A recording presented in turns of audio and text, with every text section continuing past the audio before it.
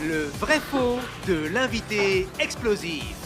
Le vrai faux de Guillaume l'oublié, vous connaissez, je donne une information le concernant, vous me dites si vous pensez si c'est vrai ou faux, et Guillaume en dira plus, les auditeurs jouent de chez eux en commentant le live YouTube. On t'a tous entendu. Ouais.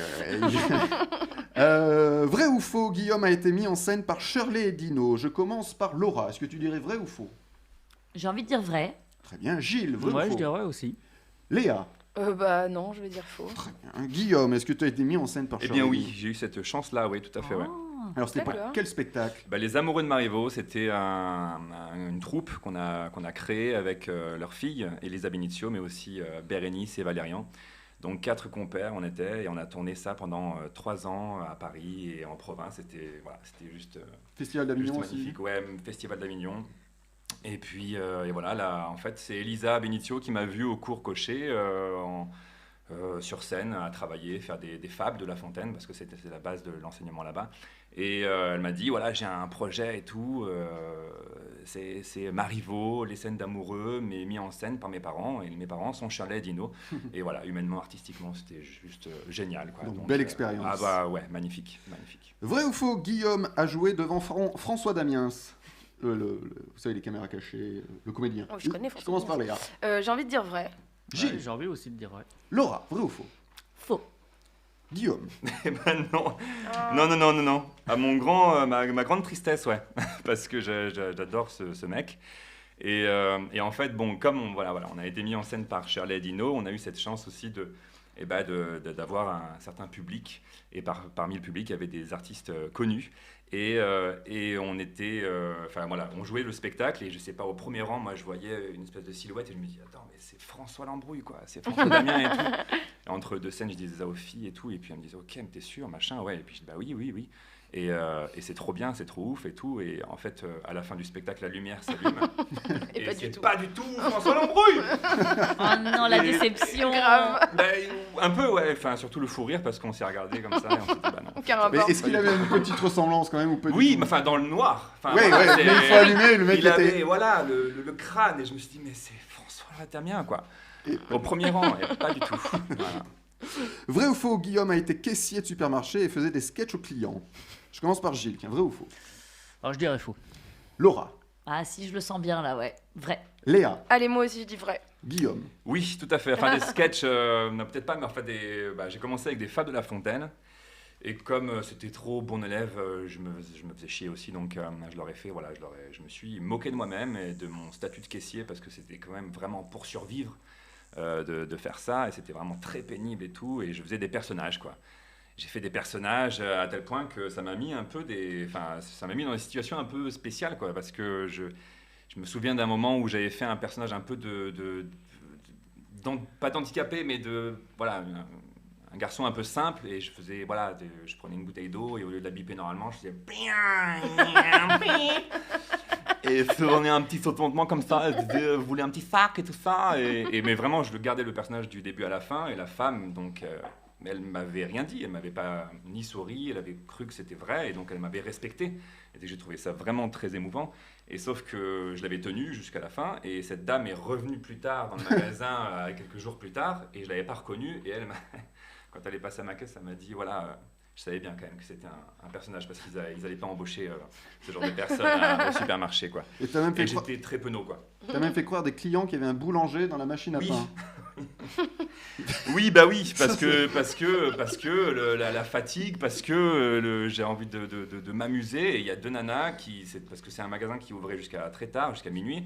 Et deux nanas arrivent pour acheter un truc et une baguette de pain. Et la machine était immense, elle était vraiment très grande. Enfin, on pouvait vraiment y mettre un être humain dedans, quoi. Bon, bref. Et je sais pas, il me vient cette idée de ouais, je vais voir parce que le boulanger a fait son anniversaire la veille et tout. Et peut-être qu'il est en train de dormir, il est un petit peu défoncé et tout.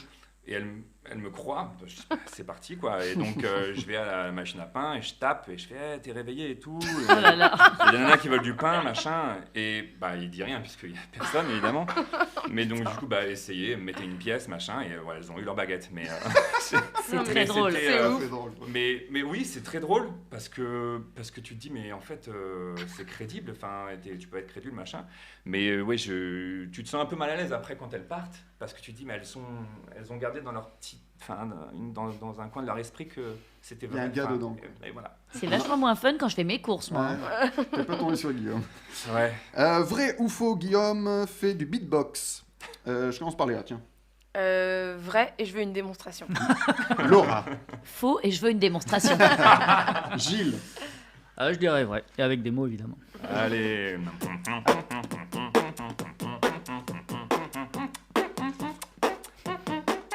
Yes. Pas mal. Donc c'était faux. Non, pas mal. Non, pas bravo, mal, bravo, quand pas même, ouais. mal. Pas mal, pas mal. Eh bien, Guillaume l'oublié dans Pantoufle Explosive, et dans un instant, on parlera de R. Yes. Vous écoutez Pantoufle Explosive. Et maintenant, c'est l'invité explosif. Guillaume l'oublié, notre invité explosif, on va parler de R. Alors Yes. R, c'est l'acronyme de Artifice, Intelligence et Rire. Mhm. C'est à Paris au Théâtre de la Flèche, tous les samedis à 21h. Eh oui. Alors l'histoire de ce seul en scène, c'est quoi? Alors, c'est l'histoire, c'est une comédie qui traite du rapport de l'humain à la technologie. C'est l'histoire de Jacques, un vieux philosophe, et de Simone, son robot, qui vont lutter pour que les humains gardent leur humanité dans un monde de plus en plus connecté.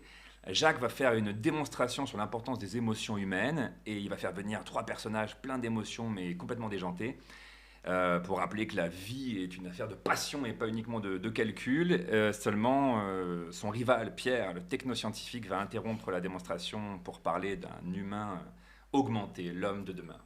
Un homme augmenté par la technologie. Et Jacques, c'est le Jean-Pierre Coff des sciences humaines. Oui, tout à fait, oui, parce que j'en ai marre, moi, de voir qu'on soit obligé de représenter le représentant de la science molle, c'est-à-dire tous ces gens de la méditation, du développement personnel, comme des gens doux, gentils, etc. À un moment donné, il faut secouer tout ça, et c'est non négociable. Il faut qu'on prenne soin de notre vie intérieure et de celle des autres. Voilà.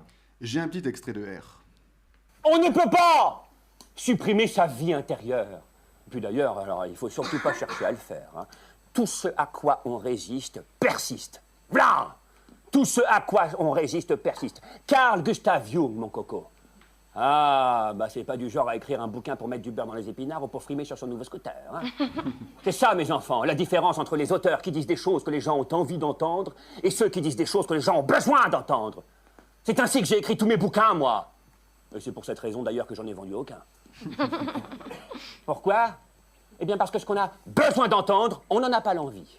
Alors qu'on devrait avoir envie d'entendre les choses dont on a besoin, on se crée des faux besoins et on fait tout pour qu'ils nous donnent envie. Et là, vous auriez besoin que je répète, mais j'en ai pas l'envie. Voilà, petit extrait de R. Gilles a vu R pour nous. Un petit mot, Gilles, sur le spectacle? Oui, bah moi j'ai beaucoup aimé, j'ai trouvé ça d'une très grande richesse, c'est vraiment passionnant, le résumé que Guillaume vient d'en faire, ça résume bien justement, enfin, c'est très très riche, c'est à la fois très prenant, passionnant, tout ce qui est raconté est assez pertinent et en même temps c'est très très drôle. J'ai beaucoup aimé l'écriture, j'ai beaucoup aimé le comédien, voilà, je vous découvre, et il y a toute une galerie de personnages et c'est impressionnant la façon dont tu changes de personnage et l'humanité que tu donnes à chacun. Enfin, je trouve qu'il y a une vraie vérité derrière chaque personnage. Et j'ai beaucoup aimé la mise en scène parce qu'il n'est pas tout à fait seul sur scène. Il y a un robot. Simone. Voilà, qui ne bouge pas beaucoup, mais qui a une certaine existence parce que ses yeux et sa bouche sont représentés par des projections de lumière. Et si on regarde bien, ses yeux clignotent de temps en temps. Je trouve ça très joli. Et puis il a une très belle voix. Je crois que c'est la metteur en scène qui fait la voix du robot. Oui, c'est Laura Voilà. Charpentier. Ouais, Très belle voix. Et non, je trouve qu'il y a. Enfin voilà, c'est un super spectacle. C'est très original, très atypique. Et on ressort de là en se posant plein de questions encore. Donc c'est. Ah bah merci C'est beaucoup. très prenant. Eh ben, l'enchaînement me permet de mettre un petit extrait avec le robot. Parfait. Imaginons que je sois au dernier étage d'un immeuble et que je veuille atteindre le rez-de-chaussée très rapidement. Bien, moi je prends l'escalier ou l'ascenseur. Et toi, qu'est-ce que tu me conseilles de faire? Vite, Jacques, sautez par la fenêtre. Tu vois, tu n'es que calcul. C'est ce qui me permet d'être imbattable au jeu d'échecs. Oui, tu joues aux échecs, mais enfin, tu ne vas pas fêter ta victoire au café du coin. Commander des shooters, bouffer de la pizza, faire des karaokés et finir dans la rue à faire des chabites à tous ceux qui passent en disant « on remet ça la semaine prochaine ». Nous, on n'est pas que calcul, on est aussi morito et cacahuètes. Voilà un extrait avec Simone. Alors, Yes. comment t'es venue cette passion des technologies et des sciences humaines? Comment?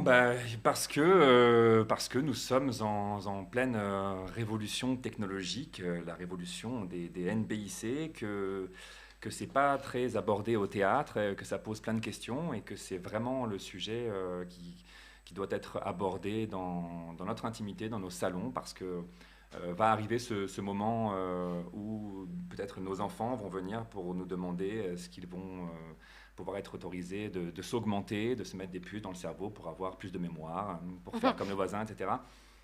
Et ça nous fait marrer aujourd'hui, mais je pense que en fait, je ne sais pas si ça va arriver ou pas, mais je ne vois aucune raison que ça n'arrive pas, vu le monde ultra technologique dans lequel on est aujourd'hui, et vu comme ça ne fait qu'avancer. Enfin, donc voilà, moi ça m'émeut, ce sont des sujets qui m'émeuvent énormément, à la fois ça me fascine, ça m'effraie, mais voilà, j'en ressors avec beaucoup d'émotion, et j'essaie de transmettre ça au public.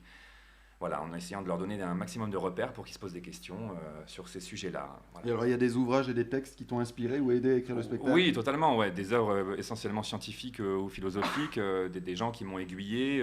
Science Critique, c'est un site de critique des sciences qui rassemble, qui embrasse c'est un carrefour de rencontres avec des scientifiques, des philosophes, Jean-Michel Beignet, Laurent Alexandre, Luc Ferry, Jacques Testard, il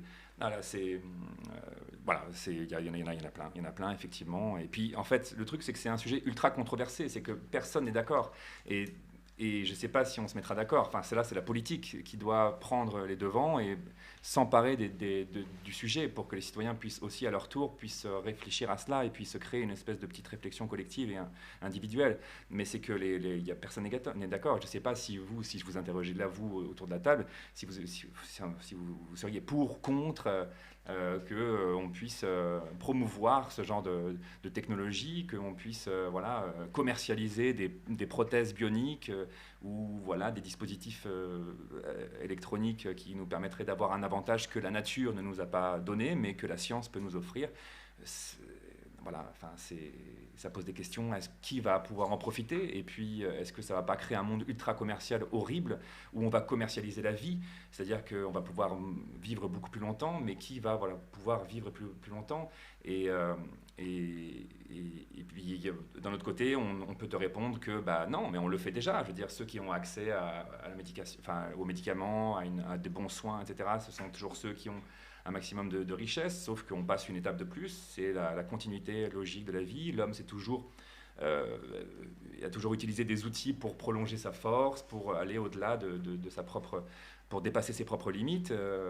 Donc c'est un sujet absolument passionnant et il faut absolument, moi c'est ce que je suis porté par cette énergie. Il faut vraiment qu'on puisse s'emparer à l'échelle individuelle de ce genre de questions. Et ton spectacle a été sélectionné pour clôturer l'anniversaire de Science Critique. Oui, tout à fait. Ouais, ça c'est magique. Hein. Comme tout ce qui arrive avec ce spectacle depuis le début, même ce rendez-vous avec vous, c'est absolument génial. Et avec toute cette technologie. Et toute cette technologie, oui, la technologie, ce n'est qu'un outil. Hein, c'est dépend ce qu'on en fait, mais voilà. On a des bananes, c'est vintage. Ça va, oui. Guillaume Loublier est actuellement sur la scène du théâtre de la Flèche. Je ne connaissais pas du tout ce théâtre. C'est dans le 11e arrondissement. C'est mis en scène par Laura Charpentier. Ça s'appelle R. Et c'est tous les samedis à 21h jusqu'au 11 décembre.